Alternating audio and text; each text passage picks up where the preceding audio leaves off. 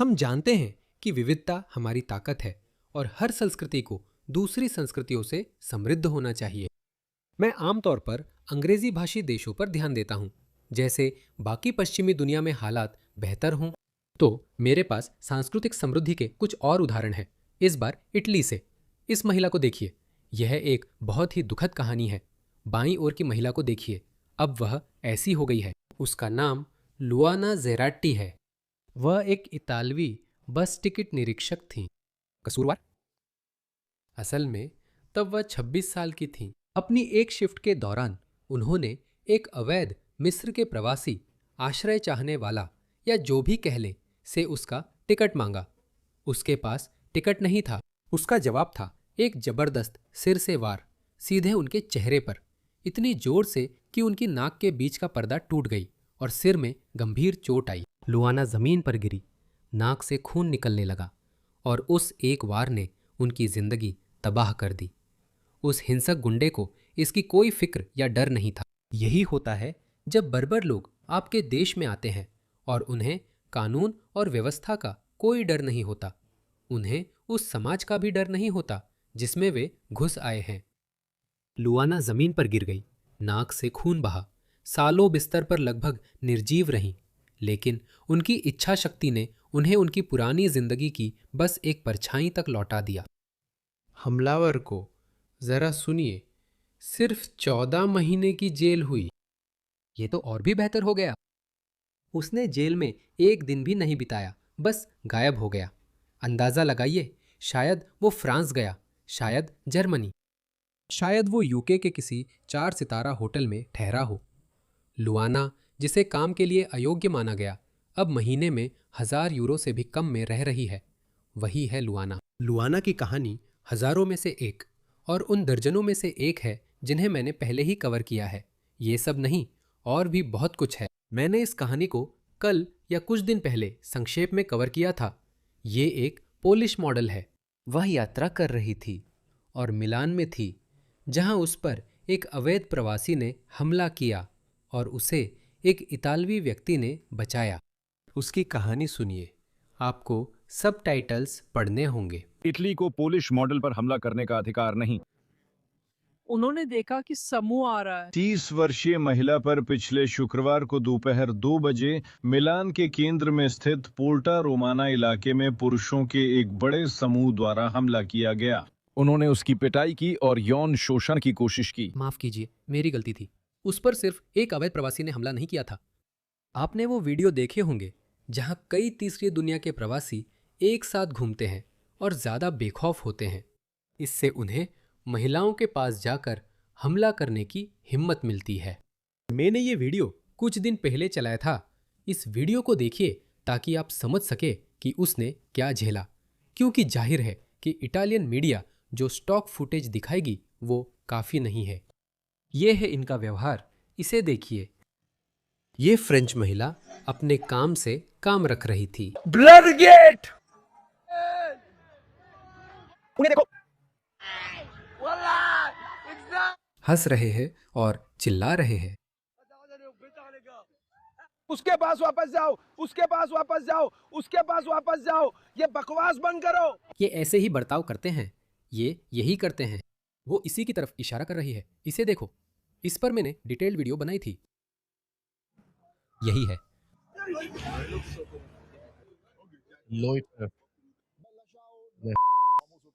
यह मिलान में था। ये मिलान में था, वो देखो। इसे देखो, यही वे करते हैं। ये जर्मन महिला ट्रेन में बैठी है और इस आदमी को लगता है कि उसे पकड़ना सही है। इशारे करना, इसे देखो।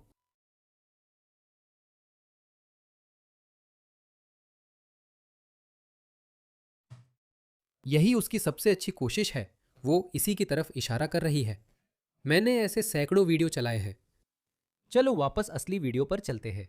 वो उसी की तरफ इशारा कर रही है। मैंने हर तरीके से उन्हें रोकने और उनका सामना करने की कोशिश की, लेकिन मैं सफल नहीं हो पाई क्योंकि वे बहुत ज्यादा थे। दुर्भाग्य से मैं उनकी शक्लें ठीक से याद नहीं कर पा रही हूँ। मेरे दिमाग में सब कुछ अभी भी बहुत उलझा हुआ है। उन्होंने पेट और चेहरे पर मारा, चेहरे पर अब भी निशान हैं। इतालवी प्रेस के अनुसार संयोगवश वहां से गुजर रहे एक राहगीर ने पोलिश महिला को बचाया। वो इतालवी व्यक्ति जिसने हमलावरों को डरा दिया। उसने मेरी जान बचाई। आपने मेरी जान बचाई। वो खुद मानती है कि उस आदमी ने उसकी जान बचाई। अन्ना नक्समित कुछ महीनों से मिलान में रहकर काम कर रही हैं और अब तक खुद को यहाँ सुरक्षित मानती थीं। जहां वह अब तक सुरक्षित महसूस करती थीं। मुझे नहीं पता, खैर वह एक मॉडल है तो मुझे नहीं पता, हो सकता है वह जागरूक हो, कौन जानता है। उस पल तक वो खुद को सुरक्षित महसूस कर रही थी।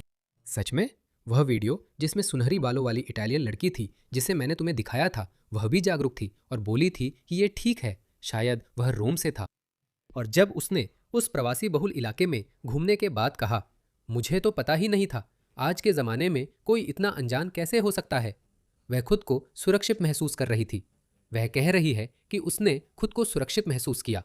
ज़रूर ज़रूर ज़रूर जागरूक होगी। और फिर मैं यही कहता हूँ कि इन सभी जागरूक लोगों को अपनी राय बदलने के लिए ये सब झेलना पड़ता है। उस पर हमला किया गया। उसे शांत स्वभाव की माना जाता है। मैं पूरी रात रोती रही, मैं रुक नहीं पा रही हूँ। मुझे बहुत डर लग रहा था और जब मैं आईने में देखती हूँ तो देखती हूँ कि मेरी आंख अब भी मार के कारण सूज रही है। वो बहुत डरावने पल थे। ये एक ऐसी घटना है जिसे मैं शायद कभी भूल नहीं पाऊंगी। हालांकि हमलावरों की पहचान ज्ञात नहीं है, लेकिन इतालवी मीडिया का मानना है कि मिलान में हुए हमले के पीछे मध्य पूर्व या दक्षिण एशिया के युवा प्रवासियों का एक समूह है।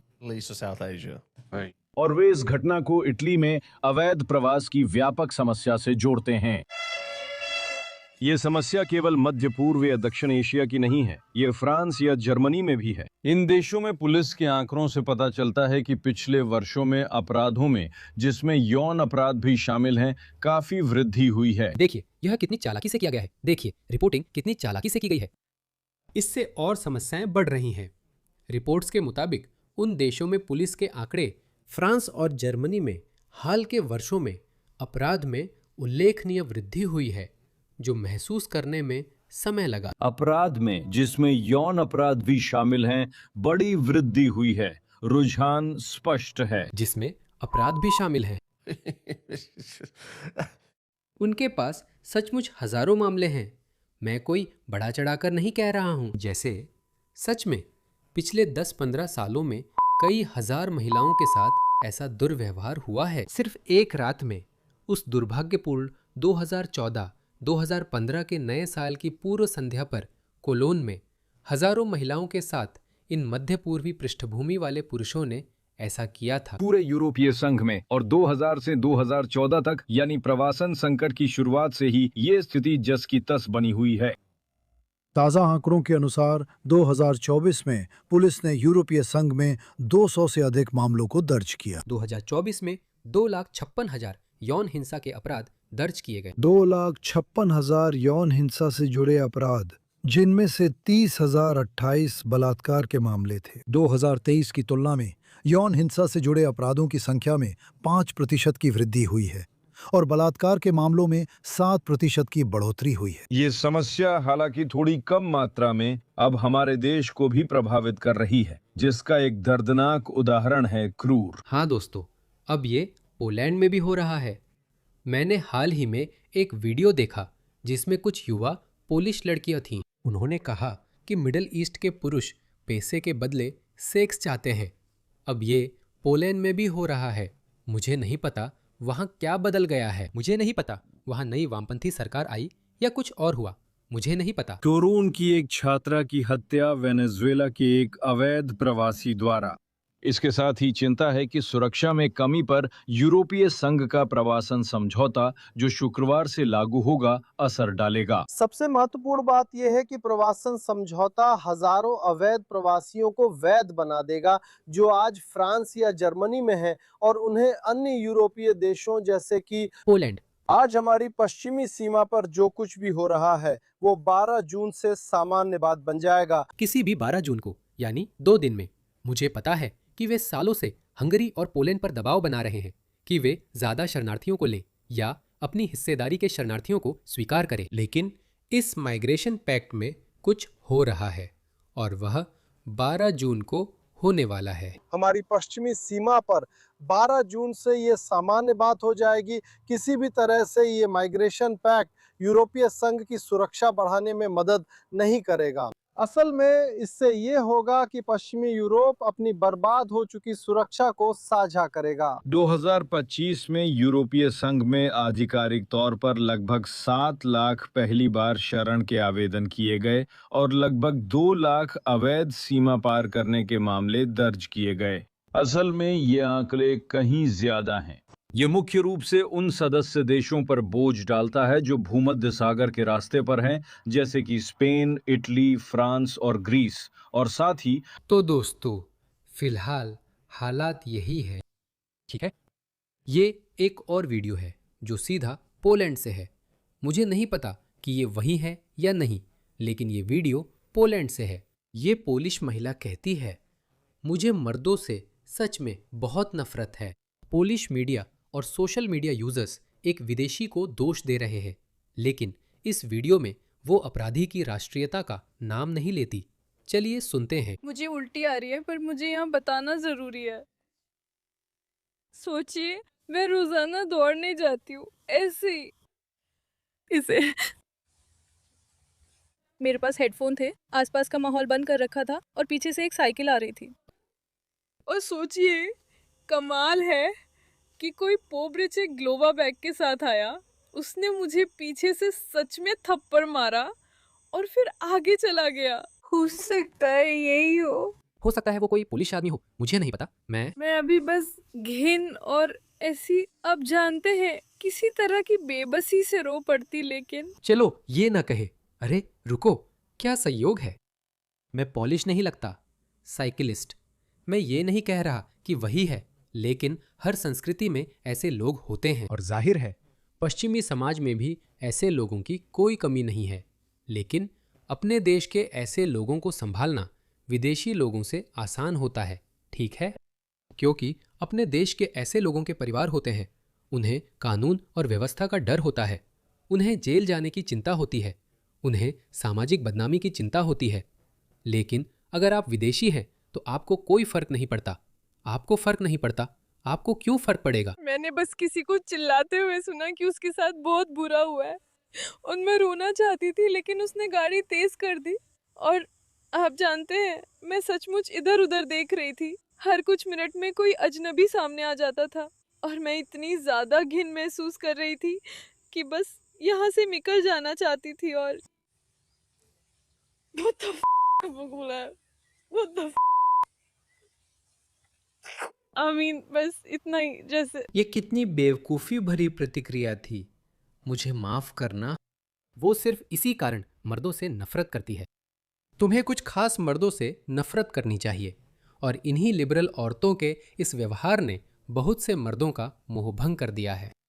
वो कहते हैं, हमें किसी औरत की रक्षा के लिए खुद को खतरे में क्यों डालना चाहिए।